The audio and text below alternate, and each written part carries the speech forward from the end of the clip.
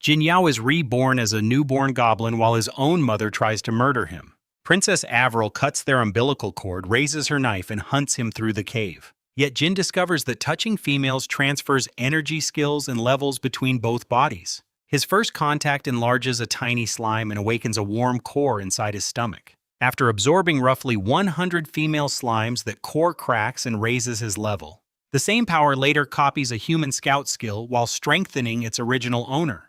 For the weakest monster alive, this mutual transfer becomes his only path towards survival. Unfortunately, the princess who gave birth to him has already sworn to finish the murder. Moments earlier, Jin awakens inside darkness without understanding where he is. A silver-haired beauty stands nearby, but killing intent twists her delicate blue eyes. She rushes forward with a knife before his newborn mind can process the danger. Jin tries escaping, trips over tiny legs, and feels pain tear through his belly. Looking down reveals a bloody cord connecting his stomach directly to the woman. She is not merely his attacker, but the mother who has just delivered him. After severing the cord, she condemns him as a filthy goblin and attacks again.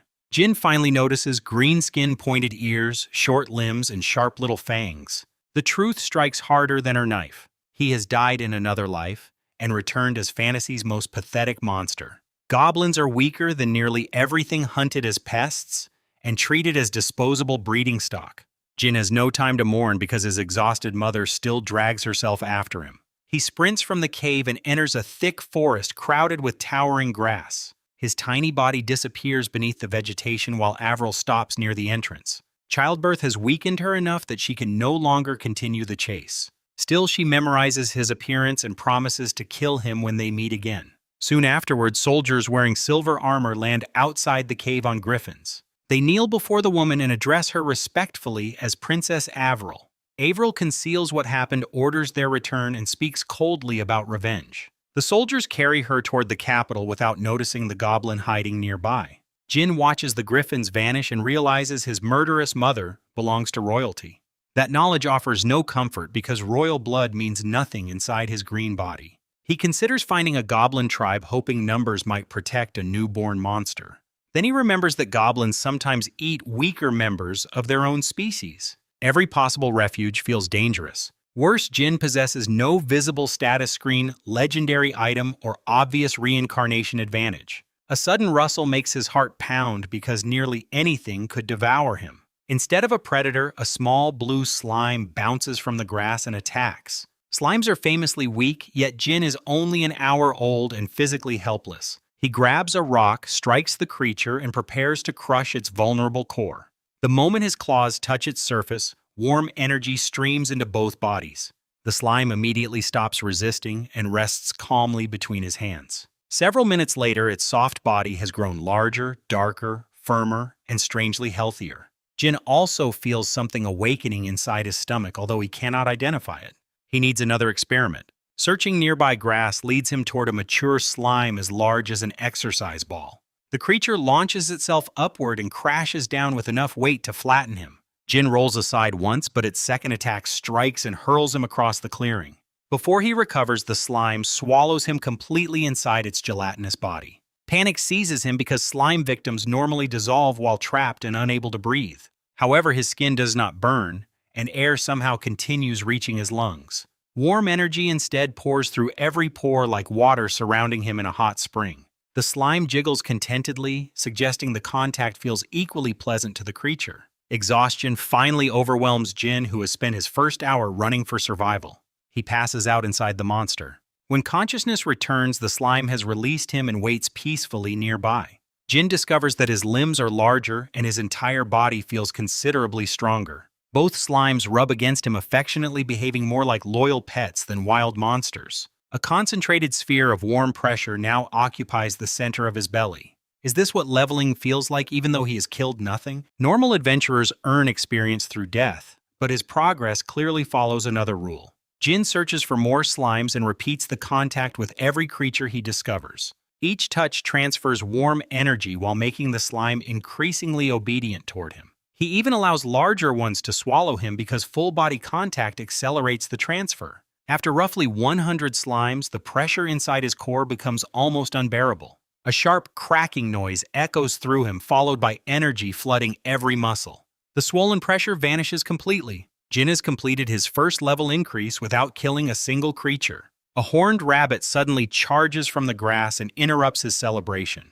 Feeling faster after leveling, Jin dodges the horn and seizes the rabbit's long ears. No energy appears. The rabbit kicks backward, opening Jin's body with claws and spraying blood everywhere. It lunges toward his face before a large slime smashes it away. Humiliation sharpens Jin's anger because dying to a rabbit would be unbelievably pathetic. He orders his growing slime army forward, and more than 100 bodies overwhelm it. They bounce against the rabbit until it collapses wounded and barely conscious. Jin touches its horn again, confirming that the familiar energy remains completely absent. Since he cannot absorb the rabbit, he decides to use it as food. Goblin claws strip the hide and his altered stomach accepts raw meat without complaint. While eating, Jin hears approaching voices and conceals himself among the surrounding vegetation. 3 teenage adventurers are chasing several slimes with more enthusiasm than actual ability. One carries a wooden bow, another uses sword and shield, while the slowest holds daggers. Their equipment, nervous arguing, and poor coordination expose them as complete beginners. The dagger user is a freckled girl approximately 15 or 16 years old. Her companions tease her for falling behind during their first official adventurer mission. Jin cannot allow them to kill creatures that have become his only power source. He silently commands the slimes to attack. More than 100 blue bodies erupt from the grass and bury the startled teenagers. The rookies are bounced, battered, and covered in swelling bruises before collapsing together. Jin stops the slimes from dissolving them because he wants another experiment. Touching the warrior produces nothing, and the archer gives exactly the same empty result. Then Jin wraps his claws around the unconscious scout girl's wrist. Warm power surges instantly from her hand and gathers inside his waiting core. The connection finally reveals the missing rule. Every successful target has been female, including the scout and all obedient slimes. Jin's special growth depends on physical contact with females regardless of their species. That discovery sounds fortunate in theory, but his goblin appearance makes everything painfully complicated. As energy settles, unfamiliar knowledge materializes inside his mind like an instinctive memory. He has absorbed the scout's movement technique, a combat skill called shadow step. Jin can steal more than energy. He can acquire skills while strengthening himself and apparently benefiting the female target.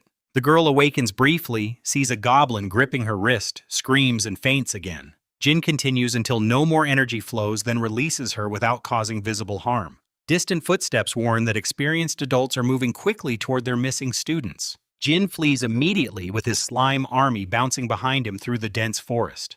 The rescuers find 3 bruised rookies and retreat after hearing terrified warnings about goblins. None of them understand that one frightened newborn has already changed the scout's future. Jin hides inside tall grass, using a body small enough to disappear almost anywhere. That protection fails against an eagle diving from above with talons spread toward his head.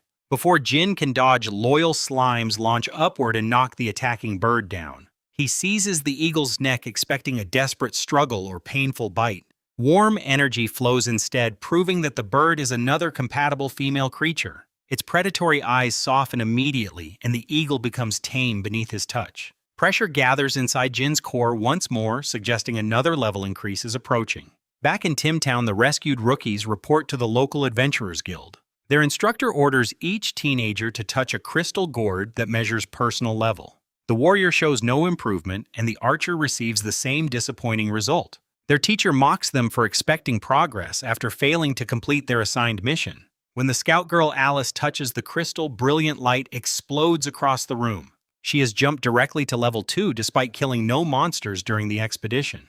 The bearded instructor strikes the device repeatedly, convinced that some hidden defect caused it. Her companions grow furious because they trained together and failed under identical circumstances. Alice remembers warm energy entering her wrist while a goblin held her inside the forest. She briefly suspects the creature before dismissing that possibility as ridiculous coincidence. Her instructor instead believes Timtown has produced a rare and naturally gifted adventurer. He sends the group back under supervision to hunt slimes and test Alice again. Afterward, Alice reaches level 3 while both boys remain trapped at their original level. News of the supposed genius spreads rapidly, filling the instructor with emotional pride. Meanwhile, Jin awakens at level 2 with a noticeably taller and stronger goblin body. He channels energy into Shadow Step and vanishes 3 meters forward within a single blink. The borrowed skill works perfectly. His slimes crowd around him, transferring energy again at roughly half the original amount. This proves compatible females can provide energy repeatedly instead of becoming permanently useless afterward.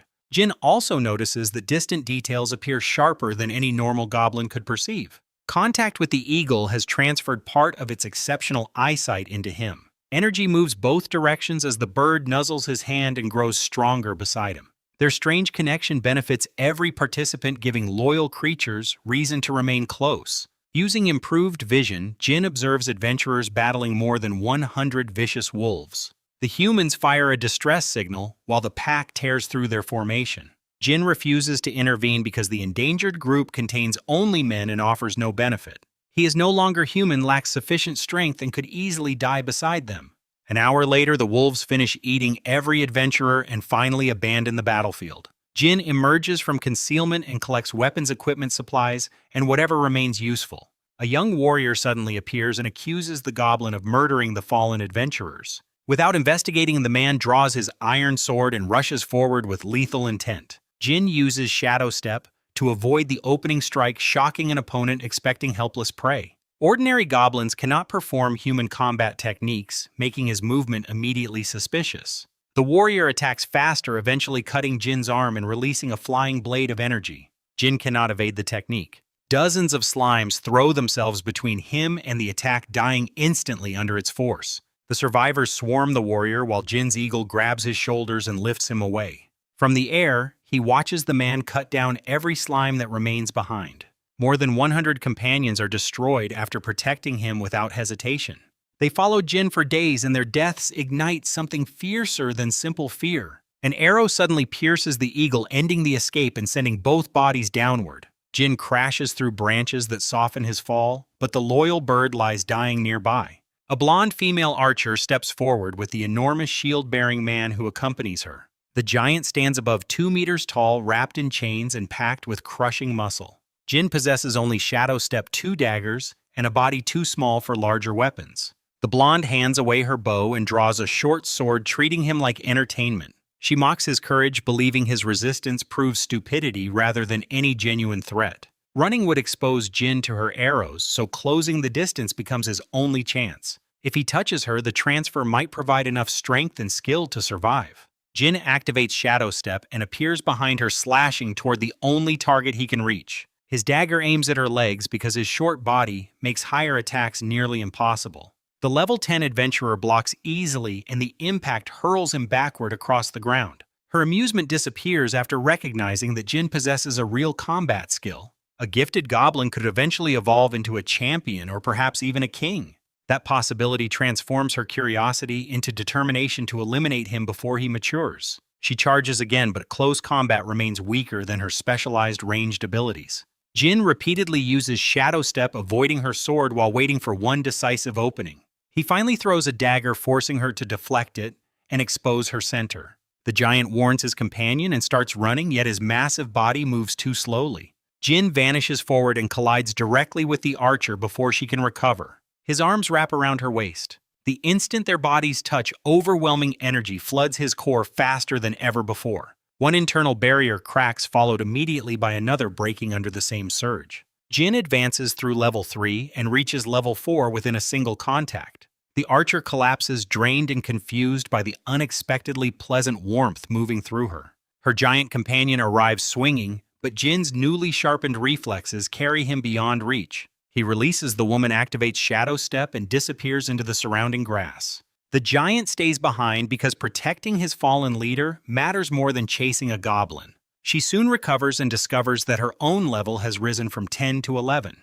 Progress that normally requires weeks has happened within seconds of touching Jin. Confusion replaces anger as she conceals the truth and orders her companion back toward town. Jin runs several miles before stopping, exhausted but grinning over his unexpected gains. Besides 2 levels, he has absorbed Rapid Shot and greatly improved natural archery instincts. Rapid Shot allows 3 arrows to leave a bow during one concentrated burst. Combined with Shadow Step, ranged offense finally complements his strongest defensive movement skill. His survival chances rise dramatically, although hunger soon interrupts the celebration. Jin remains hidden until darkness, unwilling to risk the archer returning with more companions. Will she seek him voluntarily after discovering that shared level increase? Nighttime animals are difficult to find, so Jin revisits the site of the wolf massacre. Broken packs, discarded weapons, food, and other supplies still cover the abandoned clearing. With level 4 strength, he gathers the equipment and carries everything toward a cave. Inside, Jin finds wheat cakes and dried meat, then consumes every piece immediately. He briefly complains about missing the luxurious reincarnation granted to heroes in easier stories. Instead of becoming a gifted prince, he occupies the body of a hunted green monster. Morning reveals another growth spurt, leaving him nearly 80 centimeters tall with developing muscles. Jin sorts his loot into weapon shields, arrows, food, and several small sheepskin scrolls. A painted bark mask resembles a demon face and could conceal his recognizable features. The skill scrolls excite him until every page remains blank beneath his hands. Feeding them energy produces nothing, suggesting ordinary learning methods reject his goblin body. Jin concludes he can acquire techniques only through contact with compatible female owners. One leather book remains readable and explains this world's classes, energy, and skills. Most goblins can never use fighting energy or magic, even when rare talent appears. Those exceptional creatures usually die before surviving long enough to develop their potential. Jinny's different because he can manipulate energy and absorb techniques directly through contact. The book states that every level normally grants 10 points of usable internal energy. A level 1 warrior therefore possesses enough power for one basic 10-point technique. Rapid Shot also requires 10 points, releasing 3 arrows through one concentrated expenditure. Jin modifies a bow to fit his size and begins practicing outside the cave. His first arrows miss badly, but Eagle Vision accelerates improvement with every attempt. A 3-meter magic bear suddenly bursts from the vegetation and roars over its stolen home. The creature has spent 2 days chasing adventurers while Jin occupied its cave. Magical pressure rolls outward, revealing an enemy likely standing near level 15. Jin runs immediately because bravery against something 11 levels stronger would accomplish nothing. The bear rips a boulder from the ground and hurls it toward his fleeing body. Stone passes beside his ear and smashes a crater where he was running. Anger pushes Jin onto a rock where he turns and unleashes Rapid Shot midair. 3 arrows strike the bear together, yet its thick hide barely shows visible damage. The failed attack enrages the beast, which answers by throwing stones across the forest. Jin dodges with Shadow Step while flying fragments open cuts across his arms and torso.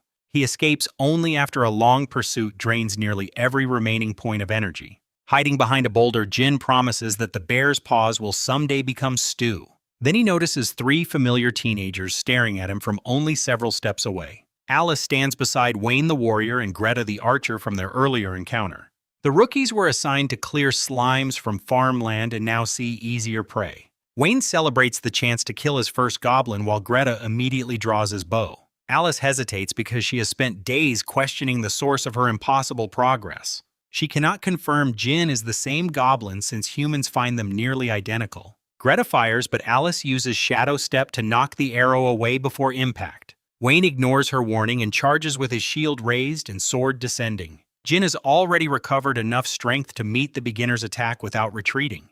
A violent collision sends Wayne flying backward while his companions stare in disbelief. The warrior attacks again only for Jin to sidestep and kick him into stone. Greta fills the air with arrows as Alice reluctantly approaches from Jin's exposed side. Jin catches one arrow barehanded and uses its shaft to stop Alice's dagger. He seizes her wrist, sweeps away her balance, and pins her against the ground. Familiar warmth explodes between them, confirming Alice caused both of their earlier transformations. Jin advances immediately to level 5 while Alice loses every remaining desire to resist. Her frightened companions finally understand that this goblin is no ordinary prey. Greta's hands tremble as Jin rises and beckons him forward with one mocking claw. Anger overcomes caution and the young archer answers with Rapid Shot. 3 arrows fly together, but Jin releases the same technique without hesitation. His arrows strike Greta's projectiles in midair and knock everyone aside. The rookie stares helplessly at a goblin using his own class technique better. Wayne regains consciousness behind Jin and creeps forward with his sword raised. Jin's long ears catch every footstep before the ambush can reach him. Shadow Step carries him away and his dagger counters at the lowest exposed target. The blade pierces Wayne's backside, producing a scream that echoes across the farmland. Blood pours down his legs while Jin silently blames the awkward result on his height.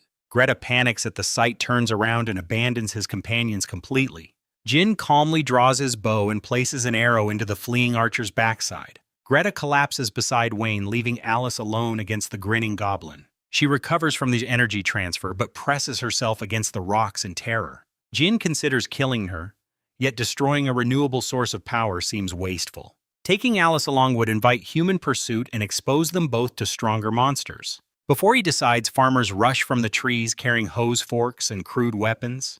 They see two bleeding boys and assume the goblin intends something terrible for Alice. Jin refuses to fight an angry crowd and disappears before they can surround him.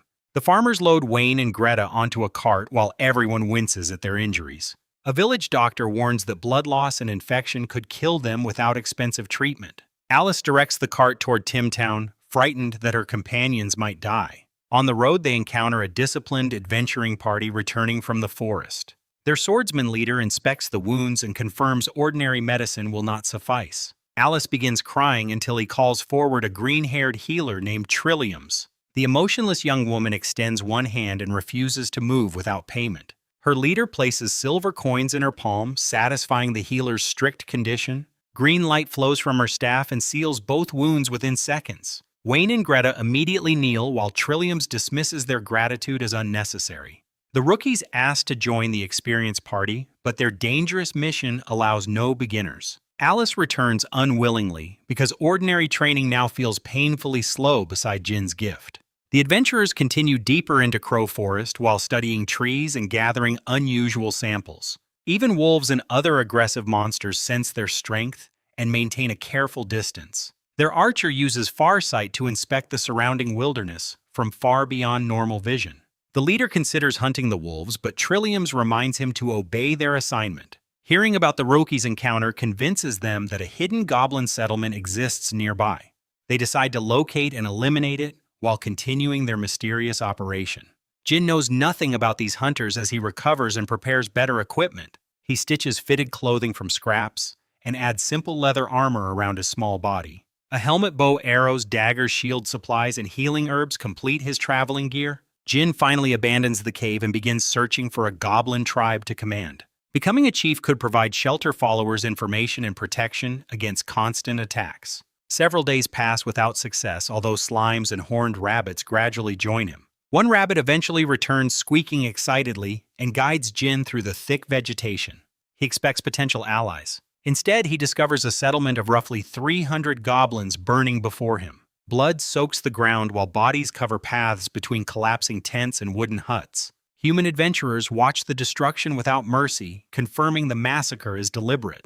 Jin turns away immediately, but a whisper suddenly appears beside his ear. A razor-sharp weapon crosses his throat and leaves a shallow line of blood. He has thrown himself down barely fast enough to avoid immediate decapitation. A tall female assassin materializes in black clothing, holding two polished metal spikes. She looks surprised that any goblin detected and avoided her first attack. Jin rolls beneath the second strike using his tiny height against her downward reach. The assassin hurls a spike toward his forehead when close attacks become inconvenient. Two horned rabbits jump between them and die, protecting him from the projectile. Their sacrifice confuses the woman because ordinary goblins cannot command unrelated monsters. Jin uses that hesitation to activate Shadow Step repeatedly and flee through the forest. Slimes swarm behind him, forcing the assassin to stop and cut through their bodies. More rabbits follow, spending their lives to increase the distance between Jin and pursuit. She intends to track him, but teammates order her back toward the destroyed settlement. The group includes the swordsman, archer, healer, and assassin who previously aided Alice. Her name is Kamaya, and she insists that the escaped goblin controls multiple species. The archer dismisses her explanation because such command abilities should be impossible. Their leader ends the argument and orders everyone to resume extermination the following morning. The party has been hired to destroy every goblin settlement throughout Crow Forest. Jin runs more than 10 kilometers before slowing with reopened wounds and dwindling supplies. Nearly all his equipment has been abandoned during the escape from the assassin. A team capable of slaughtering 300 goblins makes the entire region dangerously unsuitable. Jin treats his injuries with herbs and prepares to leave the territory completely. Growling interrupts him before he can recover. Dozens of green eyes appear from darkness as wolves form a tightening circle. Jin uses Shadow Step against a tree trunk and scrambles onto high branches. Several jaws snap beneath his feet, nearly tearing him apart before he reaches safety. The wolves circle below while Jin eats wheat cakes and waits for them to leave. Confidence makes him toss food downward and mock creatures unable to climb. The entire pack responds by chewing through the trunk beneath him. Wood chips scatter as the tree begins shaking under their coordinated attack. Jin kills one wolf with an arrow, but the others quickly learn to evade. He uses Shadow Step to jump toward another tree moments before the first collapses. The pack leader redirects every wolf and they immediately attack the new trunk. Jin repeats the escape until the frustrated animals suddenly freeze and scatter. Their retreat brings brief relief. Then a massive python lunges from behind with a mouth wide enough to swallow him. Jin twists aside, but one fang opens a deep wound along his left arm. He falls from the tree and faces a serpent longer than 10 meters. Numbness spreads through the injured limb, warning that the next exchange decides everything. Jin pours his remaining energy into Shadow Step and avoids another lightning-fast strike. He runs upward along the trunk, flips through the air, and lands upon its head. His dagger plunges through one eye and drives directly into the creature's brain. The python rears, crashes down, twitches against the earth, and finally stops moving. Jin stitches his wound with a sewing needle before covering it with medicinal herbs. Pain, blood loss, and exhaustion overwhelm him once the crude treatment is finished. He awakens later while several goblins carry him through the forest like a celebrated hero. The dead python is dragged behind them as proof of his extraordinary strength.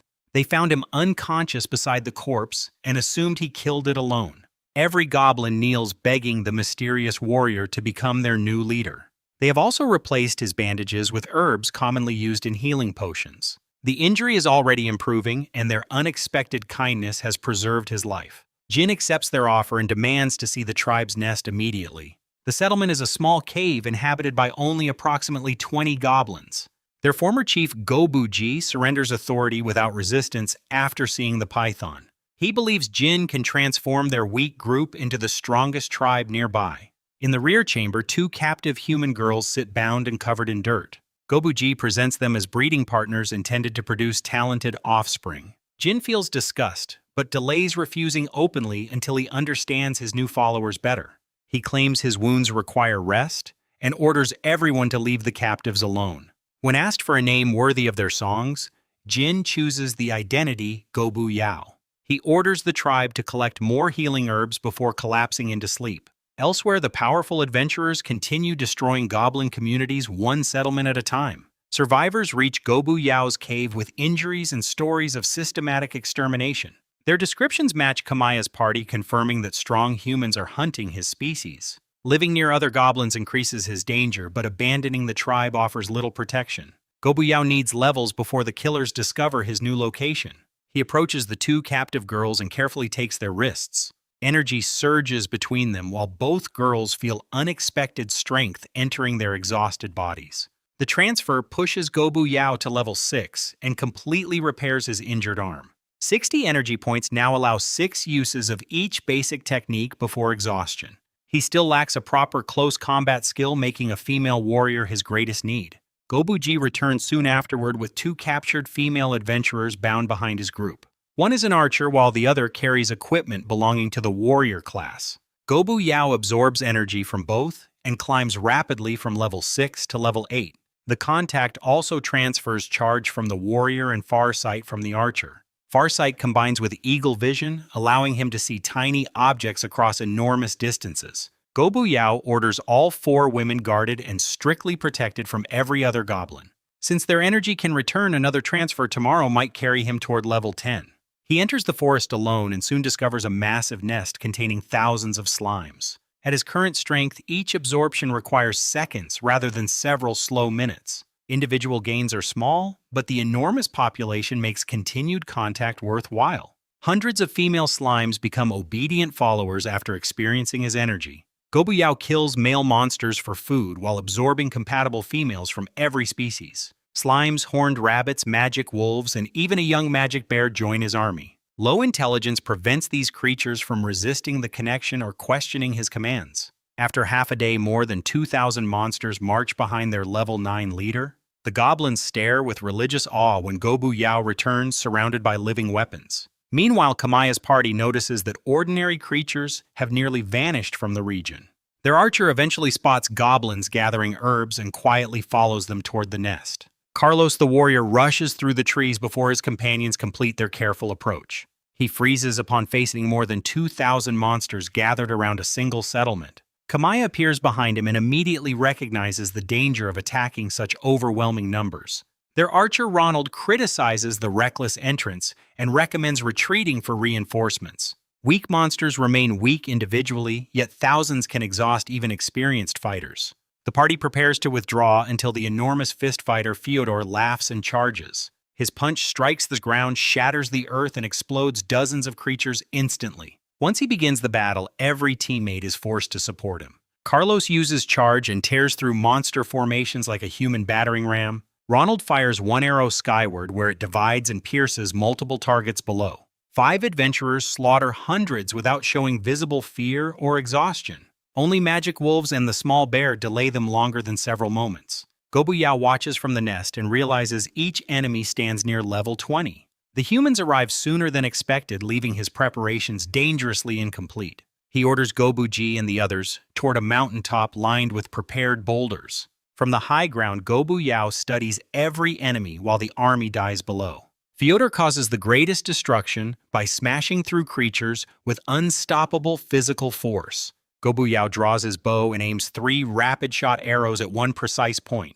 Fyodor hears the attack and punches the first arrow into fragments. That defense exhausts the force behind his movement, allowing the second arrow to unbalance him. The third projectile reaches his face before the fighter can restore his stance. It enters his skull and kills him immediately. The battlefield freezes as a level 20 adventurer collapses from a goblin's arrow. Carlos forces his way toward the corpse and demands that Trilliums heal their companion. One look at the destroyed skull proves only resurrection magic could reverse the death. Rage prevents Carlos from accepting that a beginner region goblin caused such a loss. He briefly accuses Ronald because the fatal wound clearly came from an archer technique. Ronald uses Farsight, finds Gobuyao above them, and identifies the actual shooter. Even after seeing him, Carlos struggles to believe a goblin possesses rapid shot. Gobuyao fires again while confusion divides their attention. Carlos blocks all 3 arrows, yet their combined force pushes him backward. Ronald recognizes the technique beyond doubt and understands they face a unique monster. Gobuyao escapes because Fyodor's death depended upon surprise that will not return. Ronald's counterattack blasts enormous holes through the mountain and shreds several slower goblins. Falling stones block Carlos briefly, while Gobuyao vanishes into the dense forest. Kamaya escapes the creatures surrounding her and pursues with terrifying speed. Level 10 has strengthened Gobuyao's shadow step, but she steadily closes the distance. Kamaya recognizes the scout technique and increases her speed with renewed determination. Gobuyao turns and fires rapid shot only for her spikes to cut every arrow aside. She appears beside him and forces the chase into direct confrontation. Her spike pierces his shoulder and pins his body firmly against a tree. Kamaya twists the weapon deeper, intending to punish him slowly for Fyodor's death. She reveals that an unknown client paid the party to exterminate every local goblin. Gobuyao's human skills prove that he is probably the contract's true target.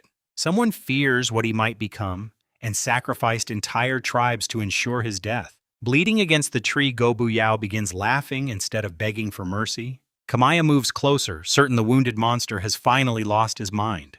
Gobuyao suddenly seizes her wrist. Pure energy floods both bodies before the assassin can pull herself free. Kamaya freezes as clean fighting power fills limits she struggled against for years. Gobuyao drains the enormous reserve and breaks through level 11, then level 12. 2 assassin skill orbs enter his mind during the overwhelming exchange. Kamaya benefits equally, advancing from level 20 to level 21 on the spot. When the transfer ends, Gobuyao kicks her chest with both feet. She flies backward, ripping the embedded spike from his shoulder as she falls. Level 12 regeneration seals the wound while he activates a newly acquired technique. Stealth Breath conceals his presence until even Kamaya struggles to sense his location. Combined with Shadow Step, the skill makes Gobuyao appear to teleport through trees. Carlos and the others arrive after he has already escaped beyond their detection. They notice Kamaya's stronger energy and realize she became their first level 21 member. She claims the advancement happened during pursuit and conceals Gobuyao's involvement. Fyodor's death forces the party to return toward Timtown with his body. They need another member before continuing a mission that has become far more dangerous. Gobu Yao runs dozens of kilometers before hiding inside a tiny cave blocked by stones. Only after eating his final scraps of food does exhaustion finally take him. In the imperial capital, Princess Avril receives news of the party's failure. Learning that level 20 adventurers lost a teammate in beginner territory enrages her. She orders a public bounty of 1 silver coin for every goblin killed. Rather than trust one party, Avril intends to mobilize every adventurer around Timtown. Her determination to kill one child now threatens every goblin throughout Crow Forest. Gobu Yao awakens at level 12 and finds himself roughly 1.2 meters tall. His energy reserve reaches 120 points, supporting 12 basic techniques. His skills include Stealth Breath, Pierce Charge, Rapid Shot Farsight, and Shadow Step. With no bow remaining, he carries daggers and searches for supplies outside the cave. Farsight reveals magic wolves attacking an armed goblin group ahead.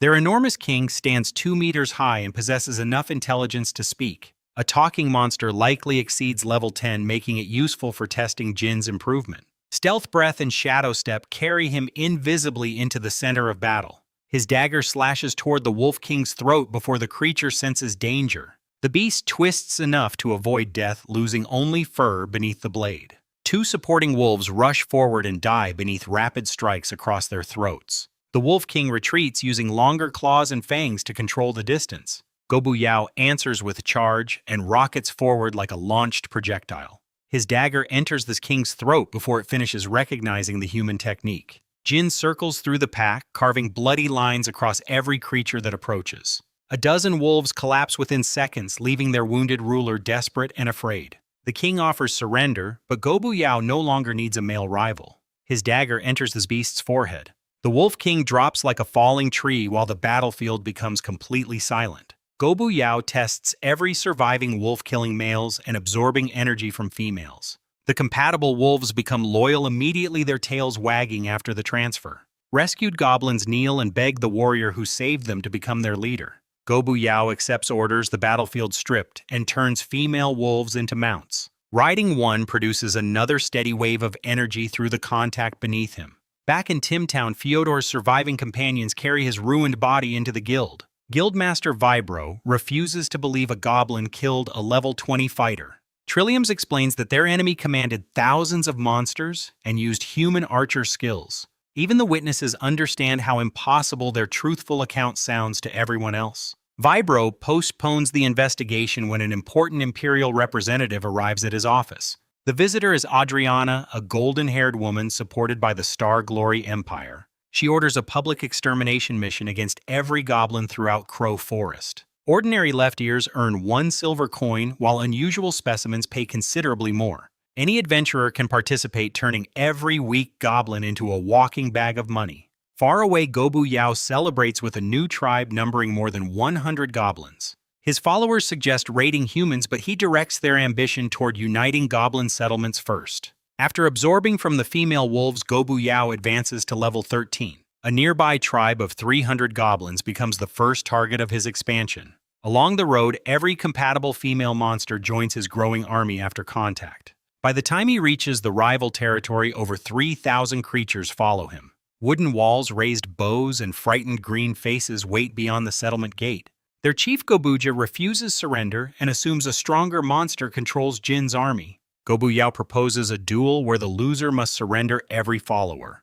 Gobuja accepts eagerly, believing his size and spiked club guarantee victory. Both chiefs activate charge. Gobu Yao's impact launches Gobuja through his own gate and leaves him unconscious. 300 defenders drop their weapons when Jin orders them to kneel. The conquered settlement contains more than a dozen abused female human prisoners. Gobu Yao absorbs their energy and rises to level 14. One captive adventurer also transfers horizontal slash into his expanding collection of techniques. The prisoners feel strength returning, but Jin leaves without explaining his intentions. Meanwhile, more than 1,000 adventurers flood Crow Forest for the Imperial bounty. Settlements once considered useful training grounds are erased for silver coins and severed ears. Even the magic bear that once chased Jin dies beneath a storm of human arrows. Gobu Yao prepares ambushes, removes small monsters, and makes his territory unnaturally silent. A 5-person adventuring team notices the silence and advances with weapons ready. Goblin archers attack from trees, but an energy shield blocks the opening volley. Excited by the number of targets, the hunters pursue retreating goblins into deeper brush. They find Gobu Yao waiting with a short sword and shield. The warrior attacks with horizontal slash, but Jin counters using charge and iron defense. Shadow Step and Stealth Breath then carry him behind the startled human. His dagger pierces the man's lower back before a short sword cuts his throat. Jin vanishes before the other adventurers arrive and discover their dead companion. Assassin-like wounds convince them that another human committed the murder. The confused group abandons the hunt and rushes back toward town to report the crime. Jin recognizes that his greatest advantage is not physical strength but multiple classes. Though level 14, his goblin body only matches a human near level 10. However, warriors cannot predict an enemy switching between archery, scouting, assassination, and defense. Gobu Yao decides to turn suspicious adventurers against one another. Goblins act as bait, while monsters delay hunters and block their movement. From concealment, Jin kills 3 adventurers with 3 precise arrows to the head. Survivors recognize rapid shot and accuse a nearby human group of committing the attack. Denials become shouting, then shoving before both parties draw weapons. When an innocent archer uses rapid shot against goblins, the accusation suddenly appears proven. Both groups attack each other while Gobu Yao watches from bushes with his followers.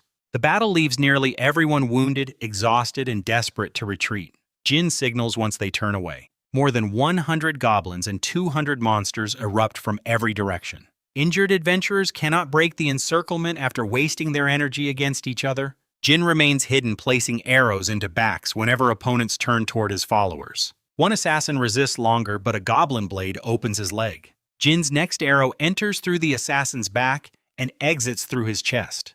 When the killing ends, only 3 female adventurers remain alive as ordered. They expect familiar goblin cruelty when Jin rides forward and takes their wrists. Instead, warm energy refills their exhausted cores while carrying Jin to level 15. 3 new techniques enter him during the transfer. 3-Point Pierce attacks 3 vital locations in one nearly simultaneous sequence. Wind Listener greatly sharpens hearing, while Iron Fortress expands a shield through energy. Gobu Yao orders the women taken back and forbids every follower from touching them. Before reaching the settlement, Farsight reveals flames and hundreds of adventurers inside. The base has already fallen. Jin abandons supplies and leads survivors deeper into the forest instead of fighting hopeless numbers. A squad of scouts discovers the retreating force and charges after the bounty. Jin sends monsters backward to delay them while escaping on a female wolf. A blinding shadow reaches him and kills his mount with 2 dagger strikes. The attacker is a level 20 scout visiting family when the bounty appeared. He expects Jin's unusual head to earn enough silver for a comfortable future. Gobu Yao activates Iron Fortress, expanding his small shield into a glowing barrier. The scout crashes against it, stunned that a goblin can use human techniques. Jin nearly cuts him open, then avoids a lethal counterattack with Shadow Step. The experienced human recognizes another scout skill and realizes Jin is the contract's special target. Their battle stretches through dozens of exchanges without either landing a decisive blow. The scout possesses greater strength and endurance, but Jin changes classes too unpredictably. Stealth Breath, Charge, Archery, and Assassination constantly disrupt the man's practiced rhythm. Jin eventually pretends that his energy is exhausted and begins running. The confident scout follows at full speed exactly as Jin intends. Gobu Yao turns with a hidden bow and releases rapid shot into the pursuit. The scout deflects all 3 arrows, but the impact splits skin across his hands. Jin disappears into grass and fires a single arrow from an abandoned bow. The scout charges toward that false position and finds only the weapon. His instincts warn him too late. Jin's sword erupts from another patch of grass and tears deeply across his back. The wounded man smashes smoke bottles and attempts to escape beneath the white cloud. One arrow crosses the smoke and punches completely through his neck. The level 20 scout collapses, unable to accept death against a lower-level goblin. His spatial backpack contains equipment, food supplies, and a bloody pile of goblin ears. Jin keeps everything and moves deeper into the forest after losing most followers. New companions become essential, especially stronger female monsters that can replenish his energy. A tremendous battle soon erupts nearby between adventurers, a cyclops, and a whirlwind vulture. Gobu Yao enters the chaos beneath human equipment and a heavy concealing cloak. While hunters focus on larger monsters, he collects discarded gear and severed goblin ears. 4 female adventurers notice him after his energy is nearly exhausted. They assume one small goblin presents no danger and separate from the larger battle. Jin rolls beneath his warrior's sword and grabs her ankle. 30 points of fighting energy rush into him as her weakened legs collapse. 3-point Pierce then strikes the scout assassin and archer in rapid succession. Their wounds scatter concentration and leave all 4 women unable to continue. Gobu Yao drains the remaining energy before preventing any future pursuit. Behind him, tornado winds throw adventurers through the forest like broken leaves. Carlos and his surviving teammates enter the battle against the enormous monsters. Gobu Yao retreats but collides with someone beside a steep ravine. Both figures tumble down the rocky slope and crash together at the bottom.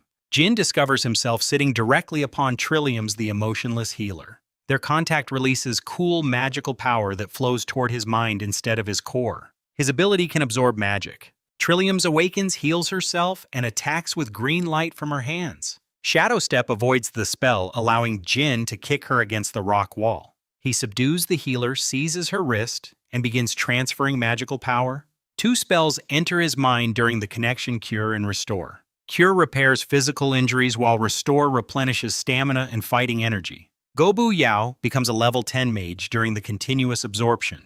Trillium's also gains enormous progress and shows genuine emotion for the first time. Jin knocks her unconscious, but approaching scouts prevent him from carrying her away. He escapes before they reach the ravine and recover their missing healer. Trillium's later restores exhausted adventurers through one enormous healing formation. Fully recovered fighters kill the Cyclops and Whirlwind Vulture before returning triumphantly. Gobu Yao disguises himself with armor cloak and a blood-painted demon mask. Hidden among celebrating adventurers, he enters Timtown without being identified. The hunted goblin has now walked directly into the center of human territory. A young girl accidentally touches his hand and awakens warm fighting energy. Her delighted mother assumes natural talent and hurries toward the guild for testing. At the gate, a corrupt guard demands to search the suspiciously short traveler. A towering adventurer intervenes and the embarrassed guard allows Gobu Yao to pass. Jin rents a room from an innkeeper named Martha, whose cooking proves unexpectedly memorable. Behind locked doors, he removes his disguise and examines his increasingly muscular green body. A hot bath provides the first peaceful moment since his violent rebirth. While resting, Jin concludes that Princess Avril must be financing the extermination campaign. The next morning, he brings 312 goblin ears into the Adventurers Guild. Laughter fills the hall because the service counter stands higher than his masked head. Silence replaces mockery when bloody bags and an expensive spatial backpack appear. Guild workers count exactly 312 ears and prepare equal silver payment. Jin claims his badge was lost and registers under the false identity Shun Yao. He lists himself as an 18-year-old human scout with a fabricated home address. The Crystal Gorge shows level 15 without exposing his hidden goblin race. 5 adventurers block the exit and falsely claim ownership of his bounty. Their berserker proposes combat as proof, expecting an easy victory over the tiny stranger. Before he reacts, Jin climbs his back and presses a dagger against his throat. The humiliated man surrenders while Guildmaster Vibro studies Jin with growing suspicion. Jin leaves quickly and searches weapon shops for equipment matching his unusual proportions. Everything available is human-sized and custom-fitting wrists revealing his green skin. A red-haired apprentice alchemist enters carrying beautiful silver armor made through magic. The shopkeeper pays 200 silver coins but secretly orders men to follow her. Jin recognizes the kidnapping plan and decides that rescuing her could unlock alchemy. That night, 4 professionals enter her courtyard and carry her away inside a sack. Shadow Step and 3-point Pierce kill 3 kidnappers before they understand the ambush. Jin avoids the final man's high strike because his head stands below its path. Charge shatters the attacker's body, and a spike through the throat finishes him. Jin carries the unconscious woman back to Martha's Inn without alerting patrols. After exposing one green hand, he holds her wrist and absorbs cool magical energy. 2 alchemy spells enter his mind: Refine and Shape. Refine purifies materials while Shape molds them into any desired form. The rescued alchemist Lucina awakens and discovers she has risen directly to level 10. Jin reveals only that he saved her, refusing to explain his identity. He disappears before dawn, leaving Lucina with questions and a powerful new memory. Rather than return to Crow Forest, Jin travels 50 miles toward another beginner region. Shadow Step covers the distance rapidly and brings him into Bart Forest. A magic bear attacks inside his chosen cave and dies from a spike through its eye. Jin cooks the meat, then practices alchemy by refining discarded human weapons. Early attempts shatter every blade, but repeated failures gradually improve his control. Back in Crow Forest, adventurers complete the slaughter of every remaining goblin settlement. Adriana's workers inspect mountains of ears instead of merely counting their number. They search specifically for a golden dragon-shaped birthmark hidden behind one ear. None of the corpses carry the mark because Jin has already escaped.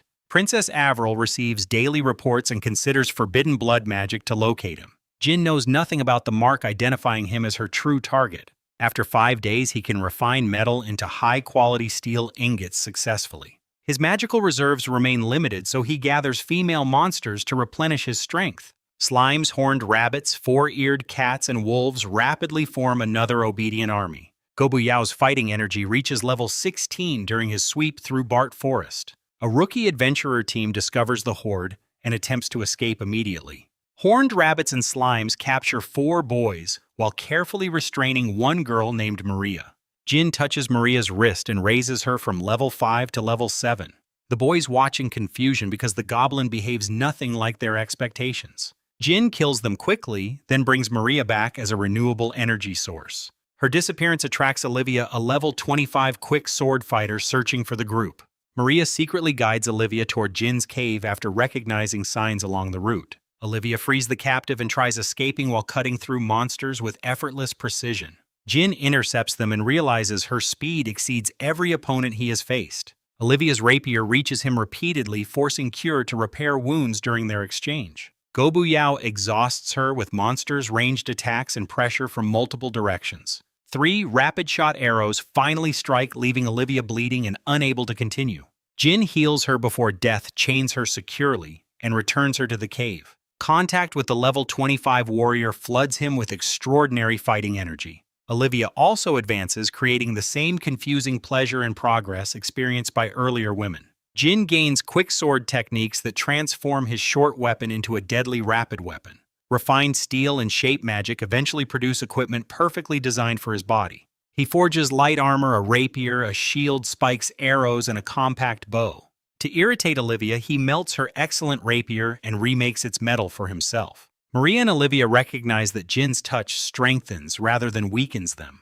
Their anger remains, yet rapid level growth makes the transfers increasingly difficult to reject. Gobu Yao expands settlements, trains, organizes patrols, and develops disciplined goblin formations. Reports of disappearing adventurers draw increasingly experienced parties into Bart Forest. Jin hunts them selectively, collecting supplies while hiding the scale of his forces. Carlos's surviving team enters the region with Mina replacing their dead fist fighter. Olivia recognizes the group and warns that each member possesses considerable combat experience. Jin refuses to abandon the territory after investing so much effort into his growing power. He separates the party through scouts, false trails, monsters, and carefully timed attacks. Carlos encounters Jin alone and charges with shield raised and sword ready. The warrior expects the same weak goblin who fled from them days earlier. Jin's new armor absorbs the opening strike while Cure repairs remaining damage instantly. Sword Rain drives repeated rapier thrusts against Carlos's shield until his arms weaken. When Carlos lowers his defense for Jin enters Piercing Sun stance. Concentrated light forms around the rapier like a massive lance of energy. The attack shatters Carlos's shield and punches completely through his chest. The level 20 leader dies unable to accept defeat by a goblin. Kamaya witnesses his death and attacks before fear overcomes her desire for revenge. Jin fires rapid shot moves beside his arrows and pierces her repeatedly at close range. She collapses, bleeding, astonished that his growth has surpassed her so quickly. Another wrist transfer raises Kamaya to level 22 without giving Jin a full level. He keeps the assassin alive, knocks her unconscious, and orders goblins to bind her. Ronald remains the greatest ranged danger, so Jin locates him through Farsight. The archer tries delaying Jin until teammates arrive unaware they are already defeated. Shield defense and charge eliminate the distance before Ronald can escape. Jin knocks away his bow, drives him against a tree, and pierces his heart. Trilliums and Mina reach the clearing only after seeing Ronald's dead body. Mina launches greatsword techniques while Trilliums fires purification magic from behind. Jin wounds the healer's calf with an arrow, temporarily removing her support. He avoids Mina's attacks and allows her to waste every point of fighting energy. Once empty, the enormous sword becomes nothing more than heavy metal in tired hands. Jin subdues Mina, then exploits Trillium's desire to capture and study him alive. Charge nearly kills the healer, but Cure restores her before goblins chain both women. After draining his 5 prisoners, Jin reaches magic level 18 and fighting level 23. Gobashi suddenly returns with news that human forces have killed every scout surrounding the settlement. Gobu Yao's instincts were correct because the hunters had finally found him.